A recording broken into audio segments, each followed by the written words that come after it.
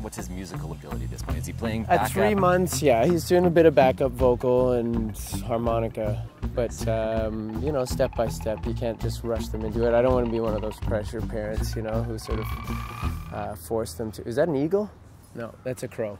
Sorry. Same family, same idea. It's basically the same word. Hey, my name is Brian Adler, and today we are going to be talking about this record right here. It is called Collider. It is black with little pink dots on it.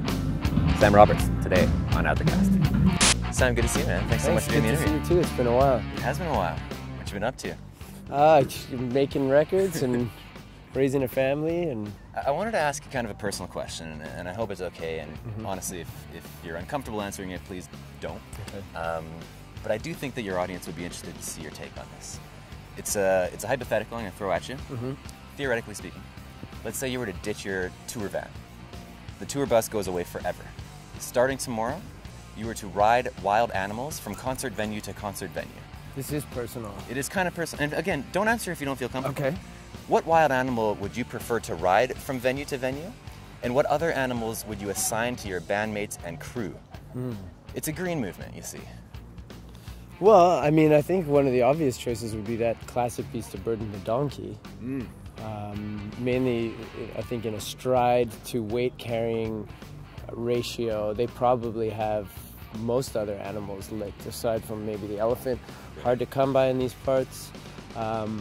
In terms of the other guys, I think they each sort of demonstrate animal-like qualities in their own right, so I think ideally you'd match up the appropriate. Like James would be on a giant owl, if such an owl existed. Eric would be on a giant tree sloth, if we could bring them back from extinction. It seems like you've put thought into this, like you're not just coming up with this on the spot. No, this is, I think Dave would be on a beautiful golden retriever to match his hair, and Josh would be on a ferret. Wow. Gigantic ferret. That would have to be a big ferret, I think. Yeah, I think so. But I think he's got a ferret-like personality for sure. Yeah. By the time this airs, and I mean hopefully by the time we edit this, Winnipeg will have a team again in the NHL. Yeah. What's your take on the impact on the city of Winnipeg bringing an NHL team back will have? I think it's going to be huge. You know, it's the kind of place, like so many Canadian cities, that lives and breathes hockey, and we identify so closely with it on a national level that on a local level, it's impossible to overstate what it does in terms of your pride and where you come from. You know, and it's a great way of expressing that. And sometimes we lack ways of showing how much we care about the place that we come from, and a hockey team's a great place to channel all of our energy into it. Anything you want to say to everyone in Winnipeg?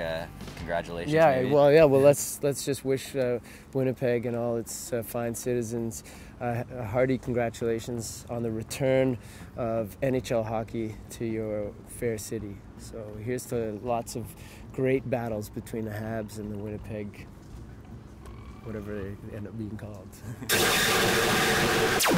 It's not just something that happens. I mean, your whole life changes when that happens, when you're expecting a baby. Your whole mindset. You dedicate yourself to, in so many ways, to thinking about what the future will bring. It's not so much that the two things run counter to each other. They run parallel to each other. Your songwriting feeds off of your life.